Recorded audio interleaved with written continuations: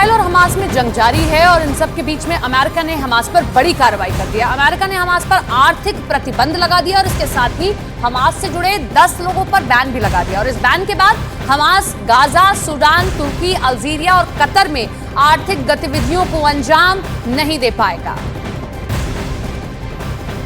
Biden के Israel में कदम रखने से कुछ घंटे पहले ही गाजा में अस्पताल पर रॉकेट से अटैक हो गया। उसके बाद यह हुआ, जिसके बाद वहां हाहाकार मच गया क्योंकि इस हमले में 500 से ज्यादा लोगों की मौत होने का दावा किया गया। आरोप लगा कि हमला इजराइल की सेना ने किया क्योंकि हमास के हमले के बाद कोई दिन ऐसा नहीं बीता जब इजराइल ने गाजा पर मिसाइलें न बरसाई हों। और इसीलिए अस्पताल पर हुए मिसाइल अटैक का आरोप भी इजराइल पर ही लगा। जो तस्वीरें आई उनमें पूरा का पूरा अस्पताल धू धू कर जलता दिखा और सायरन की आवाज सुनाई दी। इजराइल पर आरोप लगा कि उसने गाजा पर जो मिसाइलें दागी उन्हीं में एक अल अहली अस्पताल पर गिर गई, जिसके बाद अस्पताल में आग लग गई और ऊंची ऊंची लपटें उठने लगी, जिसमें 500 से ज्यादा लोगों के झुलसने का दावा किया गया। क्योंकि जंग के 12वें दिन भी इजराइल से दागी जाने वाली मिसाइलें कम नहीं हुई और गाजा के अलग अलग हिस्सों में धमाके होने और काला धुआं उठने का सिलसिला जारी रहा। गाजा का अल अहली अस्पताल भी दहल उठा, जिसके बाद वहां डरावने हालात हो गए, जिससे जुड़ा एक वीडियो सामने आया जिसे अफरा तफरी के दौरान अस्पताल में मौजूद एक महिला ने बनाया, जिसमें अस्पताल के अंदर अफरा तफरी का माहौल नजर आया। अस्पताल के अंदर रखा सामान यहाँ वहाँ बिखरा दिखा। वीडियो जिस महिला ने बनाया वो मिसाइल अटैक के बाद बाहर भाग रही थी, लेकिन वो आग की लपटों के बीच फंस गई और चीखने लगी।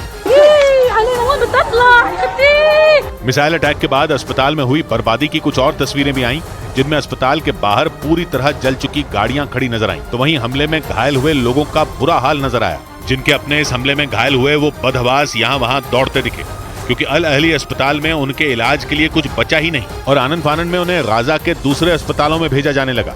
अल अहली अस्पताल गाजा के जिस इलाके में है वो इजराइल की मिसाइलों के सीधे निशाने पर है और इसीलिए इस हमले का आरोप इजराइल पर लगा, क्योंकि इजराइल उत्तरी गाजा को खाली करने का अल्टीमेटम दे चुका है। और मिसाइल अटैक में बर्बाद अल अहली अस्पताल भी उत्तरी गाजा में ही है।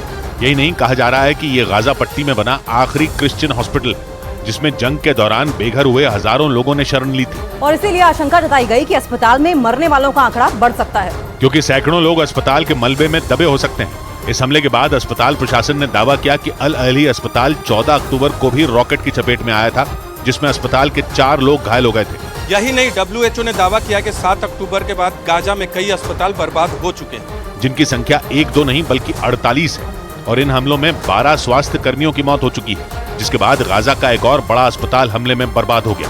फिलिस्तीन की सरकार ने जानकारी दी कि अल अहली अस्पताल से हजारों लोगों को गाजा के अल शिफा अस्पताल शिफ्ट किया गया, जहां पहले से 30,000 लोग मौजूद हैं।